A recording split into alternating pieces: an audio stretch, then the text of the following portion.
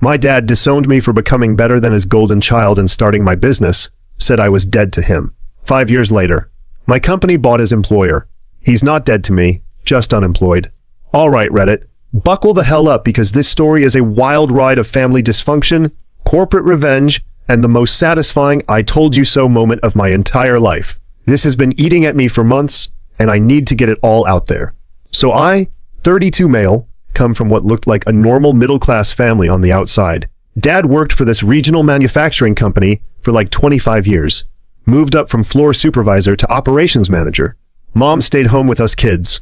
Pretty standard American dream setup, right? Wrong. Because my younger brother Derek, 28 male, was the golden fucking child who could literally shit diamonds in my parents' eyes. Let me paint you a picture of how bad the favoritism was growing up. When I was in high school, I had to maintain a 3.5 GPA minimum or I'd lose my car privileges. Derek? This dude barely scraped by with a 2.1 and got a brand new Honda Accord for his 16th birthday. Not a used car. Not a "will help with the down payment" situation. A straight-up gift with insurance paid for a year. I worked at Target through high school and college to help pay for my expenses. Derek never worked a single day until he was 23. And even then, it was only because Dad pulled strings to get him a cushy job at his company in the sales department.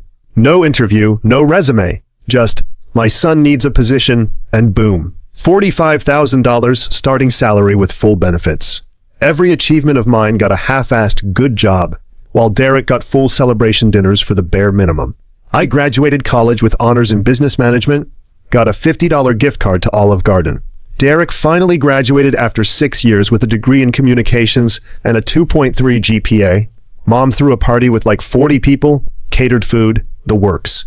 The double standards were so obvious it would make a reality TV producer blush. But I kept my head down, worked hard, saved money. Figured eventually they'd see my value. Spoiler alert, they didn't. After college, I landed a solid job at a mid-sized tech company doing operations management. Learned everything I could about supply chain logistics, vendor relationships, manufacturing processes. The company I worked for made industrial components. Nothing glamorous, but steady business with good margins if you ran it efficiently. I was there for 3 years, busting my ass, taking on extra projects, learning everything about the industry. Meanwhile, Derek was coasting in his sales role at Dad's company, basically getting paid to take clients to lunch and golf. He'd brag at family dinners about his big deals that were really just reorders from existing clients. But Dad ate it up like Derek was closing Fortune 500 contracts. Around year 3 at my job, I started noticing inefficiencies in our supply chain. We were using these outdated distributors who charged insane markups and had terrible lead times. I started researching alternatives, building relationships with manufacturers directly, finding better pricing structures. My boss at the time was this old school guy who didn't want to hear new ideas from some kid, shot down every proposal I made, told me to stay in my lane and just do what I was told. Classic boomer management style. If it ain't broke, don't fix it. Except it was broke. They just couldn't see it. That's when I had my first real moment of clarity. I was 28, sitting in my apartment looking at spreadsheets I'd built in my free time, and I thought, why am I trying to fix someone else's company when I could build my own? The idea was simple. Cut out the middlemen in industrial supply chains. Connect manufacturers directly with end users. Streamline logistics. Use actual technology instead of fax machines and phone calls like these dinosaurs were still doing. It wasn't rocket science, but nobody in this industry was doing it efficiently. I spent 6 months planning while still working my day job. Built a business plan, identified potential clients, mapped out the technology infrastructure, saved every penny I could, lived on ramen and peanut butter sandwiches to bank as much cash as possible. When I finally had enough saved for 6 months of basic operations, I put in my 2 weeks. My boss literally laughed in my face. "You're going to start your own company? In this industry? Good luck, kid. You'll be back in 6 months begging for your job back." Should have been my first sign that people underestimating me was going to be a theme. I was excited to tell my family, though. Stupid, right? But I genuinely thought they'd be proud. I'd been planning this huge thing, taking a real risk to build something of my own. Scheduled a family dinner at my parents' place on a Sunday to share the news. Big mistake. Huge. I showed up with a printed presentation. Yeah, I made a whole deck like I was pitching to investors. Had market analysis, financial projections, client pipeline, everything. Was actually nervous about presenting it, which should have told me something. Got there around 5 p.m. Derek was already there with his girlfriend. Some girl he'd been dating for like 3 months, who already had a list of wedding venue preferences. They were drinking wine my parents bought specifically for them, while I got offered a beer from the back of the fridge that was probably there since 2019. After dinner, I pulled out my laptop and said I had something important to share. Dad was already looking annoyed, like I was interrupting his quality time watching Derek breathe. Mom at least pretended to be interested. I went through the whole presentation. Market opportunity, competitive advantage, revenue model, growth projections. It was solid work. I'd spent months on this thing. When I finished, there was just silence. Finally, Dad put down his wine glass and looked at me like I'd just told him I was dropping out of school to become a professional juggler. "So let me get this straight," he said. "You quit your stable job with benefits to start some distribution company out of your apartment?" "It's more than that," I said. "It's a technology platform that modernizes how—" He cut me off. "Technology platform. Right. And where exactly are you getting the capital for this little venture?" "I've saved enough for initial operations. Once I have proof of concept, I can seek additional funding." "Funding." He actually laughed. "You think banks are going to give you a loan? You think investors are going to throw money at some kid who quit his job to play businessman?" The disappointment in his voice was so thick, you could spread it on toast. Mom just looked worried, wringing her hands together. "Dad, the industry is changing. The old model is inefficient. I've already identified—" "The industry doesn't need changing by you." His voice was getting harder now. "It's worked fine for decades. What it needs is people who understand it. People with experience. Not kids with PowerPoint presentations." Derek, because he's incapable of reading a room, decided this was his moment to chime in. "Yeah, man, I don't know. Sounds pretty risky. Maybe you should have stuck with the steady paycheck. Not everyone's cut out for the entrepreneurial thing." This coming from the guy who'd never taken a single professional risk in his entire life, never applied for a job without Dad's help, never built anything, never put himself on the line. "But sure, tell me about entrepreneurship, Derek." "I've done my research," I said, trying to keep my voice level. "I've built real relationships with manufacturers. I have clients ready to commit once I'm operational." "Clients," Dad said, like it was a dirty word. "And what happens when those clients don't pay? When your suppliers demand upfront payment? When you run out of money in 3 months? You think you can just come crawling back to a stable job?" "I'm not planning to fail," I said. "Nobody plans to fail," he shot back. "But most people do. Especially people who think they're smarter than everyone else in an industry they barely understand." That stung. I'd been in this industry for 3 years, had actually done the work while he'd just managed people from an office. But pointing that out wouldn't help. Mom tried to smooth things over. "Honey, we're just worried about your future. Your father has seen a lot of businesses fail in this industry. He's just trying to protect you." "I don't need protection," I said. "I need support." Dad stood up from the table. "You need a reality check. This whole generation thinks they can just skip the hard work and start at the top. You need to put in your time, learn the business the right way, work your way up like I did." "I've been working my way up," I said, frustration creeping in now. "That's exactly what I've been doing. This is the next step. The next step is job stability and experience." He crossed his arms. "Not throwing away a good position to chase some fantasy." "It's not a fantasy. I have a real plan." "You have a dream," he interrupted. "And dreams don't pay bills." "This is irresponsible, reckless. I didn't raise you to make stupid decisions like this." The room went quiet. Derek was smirking into his wine glass. His girlfriend looked uncomfortable. Mom was doing her classic don't rock the boat routine, not meeting anyone's eyes. "So you're not going to support this?" I said slowly. Not a question. "Support you throwing your life away?" "No." Dad's voice was final. "I'm telling you right now, if you go through with this, you're on your own. Don't come running to us when it falls apart." "I wasn't asking for money," I said. "Good. Because you won't get any." He walked over to the kitchen sink, rinsed his wine glass like this conversation was already over. "I'm telling you this as someone with actual business experience. You will fail. And when you do, don't expect me to bail you out or help you find a new job. You make this choice, you live with the consequences." I looked at my mom, hoping for literally any support. She just gave me this sad, helpless look and said, "Maybe you should think about this a bit more, honey. Just to be safe." Derek, never one to miss an opportunity to be a dick, raised his glass. "Hey, if you need a reference when you're looking for work again, let me know. I might be able to get you into our mailroom." That's when I closed my laptop, stood up, and headed for the door. "Where are you going?" Mom called after me. "Home," I said, "to keep building my business." "You're making a mistake," Dad said from the kitchen. "A big one." I turned around at the door. Maybe, but it's my mistake to make. Dad's face went cold. Really cold. That scary, disappointed look he used to give us as kids when we really messed up. If you walk out that door and go through with this, don't bother coming back until you're ready to admit you were wrong. I'm not going to sit here and watch you ruin your life. So that's it? I either give up on this or what? He stared at me for a long moment. As far as I'm concerned, if you're stupid enough to do this, you're dead to me. Those exact words. Dead to me. Over me starting a business. Mom gasped. Honey, that's too far. No, Dad cut her off. He wants to be treated like an adult making adult decisions? Fine. But he doesn't get to make stupid choices and still expect family support. If he's so confident in this failure waiting to happen, he can do it without us. The thing is, I didn't beg, didn't break down, didn't try to change his mind, just looked him right in the eye and said, okay. That seemed to surprise him, like he expected me to fold immediately. You don't mean that, Mom said weakly. I do, I said. I guess I'll see you around. Or not. And I left. Got in my car, drove back to my apartment, and didn't cry until I was safely inside with the door locked. Not because I was sad, though I was, but because I was so pissed off. At him, at Derek, at the whole situation. You know what I did that night? Worked on my business. Sent emails to potential clients. Refined my supplier list. Built my website, because fuck them. If they wanted me to fail, I'd prove them all wrong. The first 6 months were brutal. I'm not going to lie and say it was easy.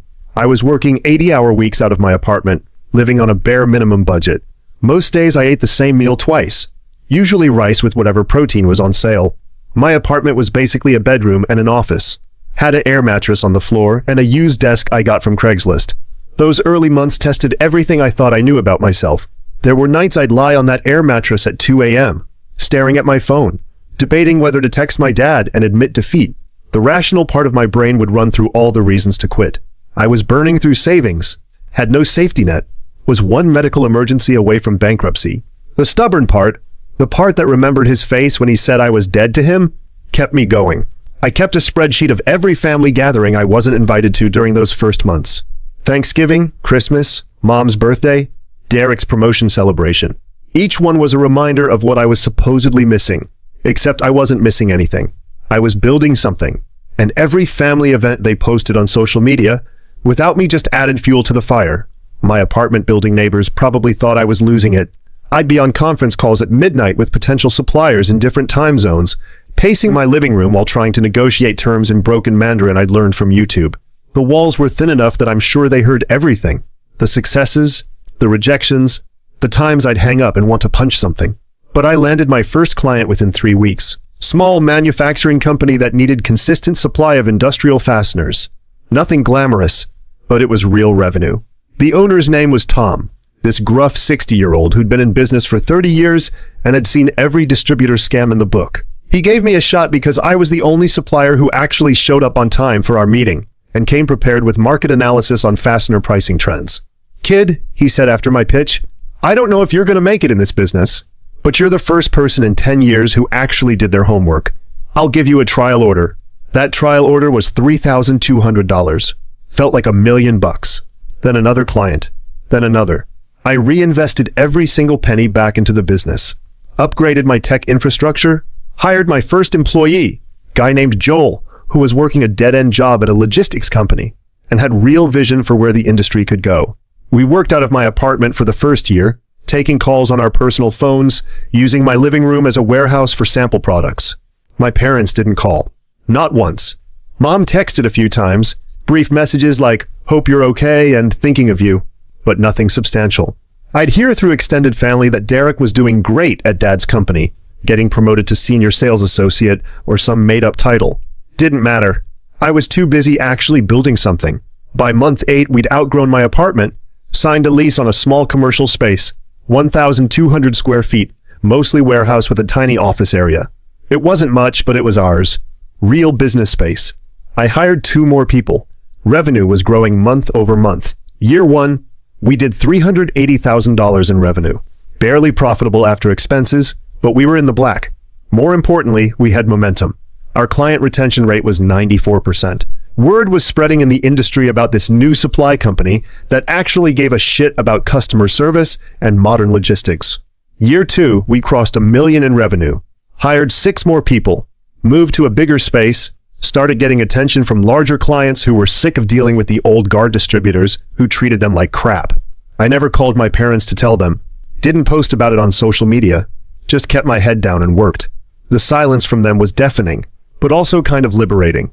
I wasn't trying to impress anyone anymore, wasn't waiting for their approval, just building what I knew could work. By year 3, we were doing $4.2 million in revenue with 23 employees. Had multiple commercial spaces, a real tech platform that clients loved, relationships with manufacturers in 6 countries. I finally took a real salary. Nothing crazy, but enough that I could move out of my shitty apartment into an actual house. That's when I got my first inquiry from a venture capital firm. They'd been watching us grow and wanted to talk about investment. I wasn't even looking for funding at that point. We were profitable and growing organically, but I took the meeting. Ended up taking their money. Series A round, $8 million at a $35 million valuation. Used it to expand aggressively, hire top talent, build out our technology even more. Within a year of that investment, we doubled our revenue. Still didn't call my parents. At this point, it wasn't even about spite anymore. They'd made their choice. I'd made mine. We were just living in different worlds now. Year 5. This is where it gets good. We were doing $32 million in annual revenue with 140 employees across 4 locations. Our client list included some seriously big names.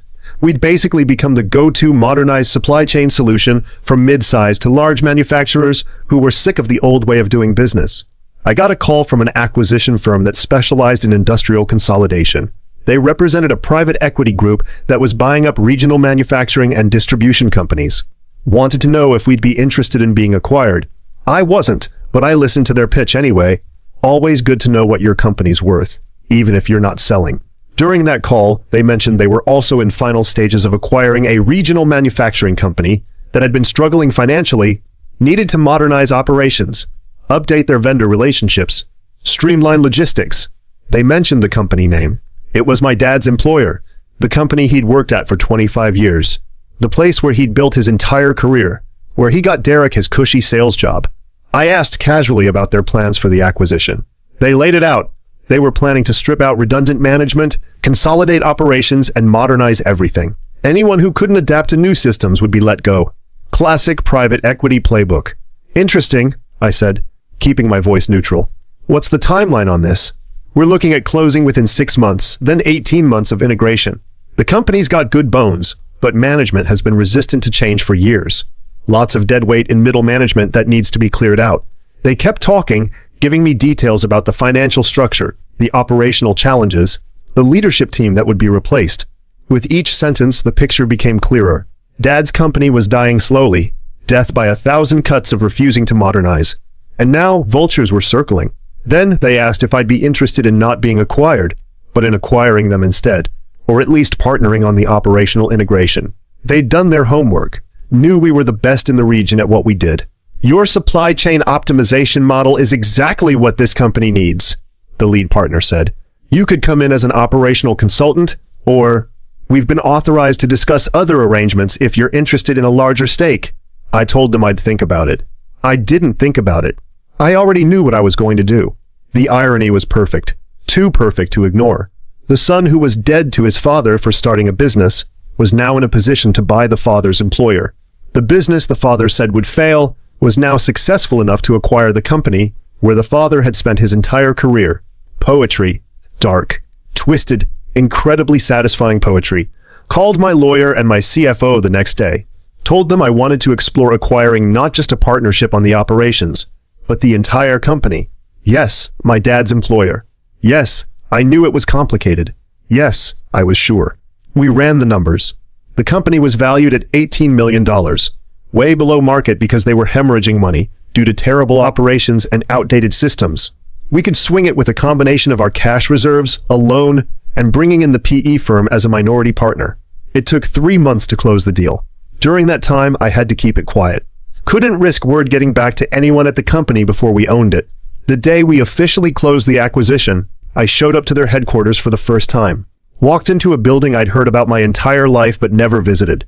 Dad never invited me to see his workplace. Not even when I was a kid. It was his domain, where he was important. And I wasn't welcome there either, apparently. The executive team was assembled in their main conference room. About 20 people, senior management, department heads, some key personnel. They were expecting to meet the new owners. I walked in with my executive team, COO, CFO, head of operations, head of HR. All people I'd hired and trained personally, all loyal to our vision. Saw my dad immediately. He was sitting near the middle of the table, next to Derek, who was scrolling through his phone looking bored. Dad looked tired, older than I remembered. 5 years without speaking will do that. Your mental image doesn't update. He didn't recognize me at first. I'd changed too. Filled out, better haircut, wearing a suit that actually fit instead of the cheap department store stuff I used to wear. Plus, he wasn't expecting to see me. Why would he? Our CEO, we'd hired one about a year earlier when we started scaling, did the introductions. Thank you all for being here. I know transitions like this can be uncertain. We want to be transparent about our plans and answer any questions you have. Then he gestured to me. This is our founder and majority owner. He'll be overseeing the operational integration personally. That's when Dad looked up from his papers and made eye contact. His face went through about 5 different emotions in 3 seconds. Confusion, recognition, shock, disbelief, and finally something that looked like anger mixed with fear. Derek's head snapped up from his phone. His mouth literally fell open. Some of you may have questions about our company, I said, keeping my voice professional and level.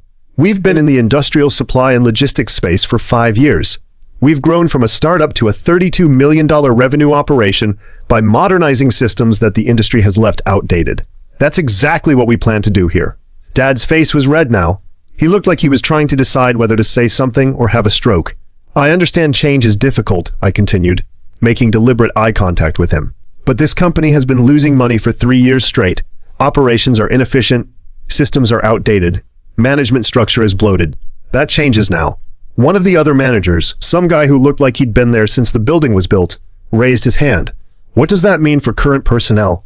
It means everyone will be evaluated based on performance and adaptability, I said. We're not here to just slash payroll. We're here to build something sustainable. But that requires people who can work in a modern operational environment. Those who can adapt will have opportunities. Those who can't, I shrugged, won't. Dad finally found his voice. It came out strangled. You can't be serious. I looked at him like I'd just noticed him for the first time. I'm sorry, you are... His face went from red to purple. You know damn well who I am. Oh, right. You're the operations manager. I checked my tablet like I was reading notes. We'll need to schedule a one-on-one to review your department's performance metrics. I'm seeing some concerning trends in efficiency ratios and overhead costs. This is a joke, Derek blurted out. You can't just... I can, actually, I said calmly. We own the company now. The question is whether you're an asset or a liability moving forward. The room was dead silent. Everyone could feel the tension, but didn't understand why. Dad stood up, his chair scraping loud against the floor. I need to speak with you, privately. That's not how this works, I said. Any concerns can be addressed through the proper channels. HR will be reaching out to everyone individually over the next week. I'm your father. You're an employee of a company I own, I interrupted. And right now, you're being insubordinate in a professional meeting. I suggest you sit down. Mom taught me to respect my elders. Dad taught me that family comes with conditions. Business school taught me how to keep a poker face during hostile negotiations. Thanks for the lessons. He sat. Didn't have a choice with everyone watching. We finished the meeting. Outlined the transition plan, timeline for operational changes, and what employees could expect. Very professional, very by the book. The whole time, Dad just stared at me like I was a stranger. Which, to be fair, I guess I was. After the meeting ended, Dad tried to corner me in the hallway. I was talking to our head of HR about the evaluation schedule when I felt his hand on my arm. We need to talk, he said, his voice low and intense. Now! I pulled my arm free. I have meetings scheduled all day. If you need to discuss something work-related, send an email to schedule time with my assistant. Work-related? This is about family. There is no family, I said quietly, making sure only he could hear. You made that clear 5 years ago. I was dead to you, remember? Well, consider this a haunting. His jaw clenched. You're doing this because you're petty, because I didn't support your little business. I'm doing this because it's a good investment, I said. The fact that you work here is irrelevant to me. You're just another employee who needs to prove their value, same as everyone else. I've worked here for 25 years, and in that time, you've watched operations become progressively less efficient, cost spiral, and revenue decline. Your tenure isn't impressive. It's actually concerning that you've been in leadership this long without fixing fundamental problems." That hit him. Could see it in his face. The realization that I wasn't bluffing, that this wasn't some power play or emotional outburst. I'd actually analyzed his performance with the same cold objectivity I'd analyze any employee, and he'd been found wanting. "The fastener procurement process alone," I continued, "takes an average of 47 days from requisition to delivery. Industry standard is 12 days. Your inventory management system is still using software from 2006. You have 3 people doing jobs that could be automated with basic modern software. And your vendor relationships are so mismanaged that we're paying 23% above market rate on standard components because nobody's negotiated contracts in 8 years. His face went from red to pale, because he knew, he'd always known deep down, that he'd let things slide, that he'd been coasting on tenure instead of performance. But nobody had ever called him on it because he'd been there so long he was basically untouchable. Until now. "You can't fire me," he said, but there was uncertainty in his voice now. "I won't fire you for being my father," I said. "I'll fire you if you're not doing your job. So I suggest you start documenting what value you actually bring to this organization.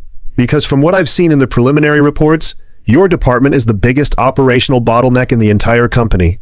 Derek appeared then, looking like he was trying to decide if he should be scared or defiant. Landed somewhere in between. "This is messed up, man. You can't just—" "What's your exact role here?" I asked him. "Senior sales associate. And what's your sales numbers for the last quarter?" He hesitated. "I don't have them memorized. They're in your file. You've been below quota for 6 consecutive quarters. Your client retention rate is 61%, which is 30 points below department average. You have the highest expense report submissions in your entire division. And according to notes from your manager, you spend most of your day on personal calls and long lunches." His face went pale. "That's not— Those reports are— accurate," I finished. "I've reviewed everything. So here's what's going to happen. You're going on a performance improvement plan. 90 days. You'll have specific quotas to hit, specific behavioral standards to meet. If you make it, great. If not, you're out. You can't do this to family," Dad said again, like it was some kind of magic phrase. "You're right," I agreed. "I can't do this to family. But we're not family, remember? You made that choice. I'm just respecting it." The next 2 months were glorious in the most satisfying way possible. Every department got audited. Every process got evaluated. Every employee got reviewed. I was there for most of it. Not hovering or micromanaging, but present, visible. Dad would walk past my office and see me working with the same teams he'd managed for years, and you could see it eating at him. The knowledge that I understood this business better than he did, that the failure he predicted was now running circles around his legacy. The worst part for him, and I say this with zero guilt, was that I was genuinely good at it. Employees who'd been checked out for years were suddenly engaged because someone was listening to their ideas. Problems that had existed for years got solved in weeks. Dad's operations department was a complete disaster. 20 years of "we've always done it this way" had created a Frankenstein's monster of inefficiency, redundant positions, outdated software, processes that made no sense. We basically had to gut the whole thing and rebuild it. Dad fought every single change, sent long emails about why things couldn't be done differently, called emergency meetings to explain why his way was better, complained to anyone who would listen that I was targeting him specifically. He wasn't wrong, but also, he was. Yeah, I had personal motivation, but objectively, his department sucked. The metrics didn't lie. After 60 days of evaluation, we started making personnel decisions. About 30% of the staff was let go. People who couldn't or wouldn't adapt. Some were retirement age and honestly seemed relieved. Some were younger but had just been coasting for years. Dad survived the first round of cuts. Barely. We moved him from operations manager to a senior specialist role. Big demotion. Pay cut. No direct reports. He'd be doing actual work now instead of just managing. He tried to refuse the position. I told him he could take it or take a severance package. He took the position, had bills to pay. Derek hadn't been contributing to household finances in years, apparently. Derek didn't make it through his performance improvement plan. Shocked face. He tried, I'll give him that. But he'd spent so many years coasting that he genuinely didn't know how to actually sell. His numbers stayed bad. His behavior didn't improve. At the 90-day mark, we let him go. He sent me a text that night. First communication in 5 years. Hope you're proud of yourself. You destroyed your family over a grudge. I didn't respond. Just blocked the number. 3 months into the acquisition, we'd stabilized operations. Revenue was trending up for the first time in years. Client satisfaction scores were improving. The people who'd stayed were actually engaged and working efficiently. I was in the office one evening, late, reviewing some reports. Most people had gone home. Heard a knock on my door. It was Dad. He looked rough, lost weight, bags under his eyes. The past few months had aged him. "Can I come in?" he asked. No demand this time. Actual question. "It's late," I said. "I know, we need to talk, really talk." I gestured to the chair across from my desk. He sat down like it hurt. "I made a mistake," he said finally. 5 years ago, I made a mistake." "Okay," I said. "That's it? Okay. What do you want me to say?" I asked. "You want forgiveness? Absolution? Want me to tell you it's all fine now?" He struggled with it. "I want to understand why you did this. Buying this company. Was it just to punish me?" "No," I said honestly. "It was a good business decision. The company was undervalued. We had the capital and expertise to turn it around. The fact that you worked here was just a bonus." "A bonus," he repeated flatly. "Yeah, a reminder that the failure you predicted never happened. That the son you gave up on built something successful enough to buy the company you spent your entire career at. That your support or lack of it didn't matter in the end." He flinched at that. "I was wrong," he said. "About you. About your business. I was wrong. I know. That's all you have to say?" I leaned back in my chair. "What do you want me to say, Dad? That I forgive you? That we can just move past it? You didn't just not support me. You disowned me. Told me I was dead to you. Over a business decision. I was trying to protect you." "Bullshit," I cut him off. "You were protecting your ego. You couldn't handle the idea that I might succeed doing something you didn't approve of. That I might be right when you said I'd fail. That I might actually be better at this industry than you were." He didn't argue that. "And Derek," I continued. "You enabled him his entire life, gave him everything, expected nothing, and turned him into someone who can't function without help. You ruined him by trying to help him, while telling me I'd ruin myself by being independent." "I know," he said quietly. "I see that now. He can't keep a job, can't handle responsibilities. Your mother and I have been supporting him financially since you let him go." "I didn't let him go," I corrected. "He failed to meet basic performance standards. That's on him. And you, for never teaching him that actions have consequences." We sat in silence for a minute. "I'm sorry," he said, "for all of it. For not believing in you.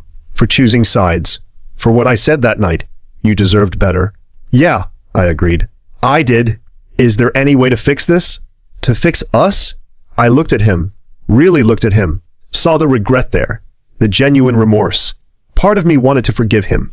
To rebuild something. But another part. The part that remembered every dismissive comment. Every time he chose Derek over me. Every family event I wasn't invited to over the past 5 years. That part wasn't ready. "I don't know," I said honestly. "Maybe someday, but not today. Today, you're just an employee who needs to prove he can adapt to new systems. Same as everyone else. That's it? That's it." He stood up slowly. "For what it's worth, you built something impressive. I should have said that 5 years ago." "Yeah," I said. "You should have." He left without another word. Over the next year, we fully integrated the acquisition, turned the company around completely, increased revenue by 45%, cut operational costs by 30%, improved every major metric. The employees who stayed were making more money and dealing with less chaos. Even Dad had to admit the new systems worked better. He stayed in his specialist role, did the work, didn't complain. We had a few brief professional interactions, but nothing personal. He'd show up, do his job, go home.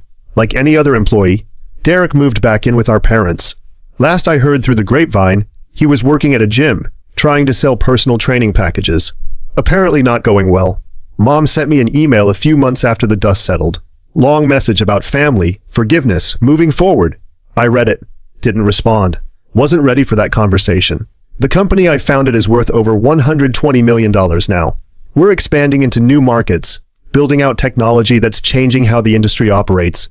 I bought a house, nice one, paid cash, got a dog, started dating someone who actually respects what I've built. Life's really pretty good. Do I regret buying my dad's company? Not for a second. Was it partially motivated by proving him wrong? Absolutely. But it was also a smart business move that's made me and my investors a lot of money. Sometimes the best revenge is just living well and succeeding in exactly the way people said you couldn't. Dad's not dead to me.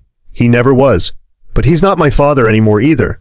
He's just a guy who used to be important in my life and made choices that changed our relationship forever. He works at a company I own, collects a paycheck, and goes home. Same as 140 other people. The difference is those other 140 people didn't tell their son he was dead to them for chasing a dream. So yeah, he's not dead to me, but he is unemployed from the position he thought made him untouchable. And Derek's unemployed from the nepotism ride that was never going to last forever. Meanwhile, I'm thriving, building, growing, succeeding. Turns out I didn't need their support after all. Who would have thought? Okay, fine, I definitely thought, but it's still satisfying as hell to prove it. YouTube just dropped this new hype feature. If you're hooked on this story, smash that hype button. It tells YouTube this video deserves to blow up, and it keeps even crazier stories coming your way.